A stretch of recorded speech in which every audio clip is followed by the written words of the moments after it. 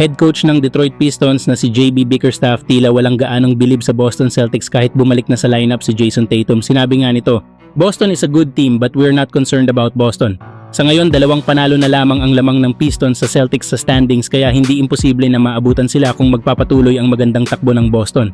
Lalo na at 4 na sunod-sunod na talo ang dinaranas ng Pistons ngayon na maaaring magbigay ng malaking pagkakataon sa Celtics na makahabol sa kanila. Pero mukhang kampante pa rin ang head coach ng Detroit dahil nandyan pa rin ang kanilang mga pangunahing sandigan na sina Cade Cunningham at Jalen Duren. 2 batang bituin na kayang pangunahan ang kanilang koponan kahit nahihirapan ang team sa kasalukuyan. Sa palagay nyo mga idol, kapag nagtapat ang Detroit Pistons at Boston Celtics sa playoffs, sino ang mananalo? Samantala, former number 2 pick na si Scoot Henderson muling nagpaparamdam sa kanyang pagbabalik sa Portland Trail Blazers matapos itong magkaroon ng left hamstring tear. Tinambakan lang naman ng Portland ang Indiana Pacers kanina. Kahit coming off the bench lang si Henderson, gumawa naman ito ng season high na 28 points, 3 rebounds, 6 na assists, 1 steal at 1 block. Kasalukuyang nasa pang-10 pwesto sa standings ng West ang Portland na may record na 31 wins at 34 na losses. Kaya hindi pwedeng maliitin ang Blazers lalo na kung patuloy nagaganda ang laro ng kanilang mga players. Tandaan din natin na wala pa sa kanila si Shaedon Sharpe dahil sa injury. Bukod pa doon, nandyan pa sina Jerami Grant, Drew Holiday at ang all-star na si Deni Avdija na kayang tumulong sa pag-angat ng kanilang koponan. Kayo mga idol, ano ang masasabi nyo? Dark horse ba ng West sa playoffs ang Portland kapag nagkataon? Samantala, mukhang nagiging madali para sa Los Angeles Lakers ang manalo kahit wala si LeBron James sa lineup. Noong linggo ay tinalo nila ang New York Knicks kahit wala ang 41 taong gulang na alamat.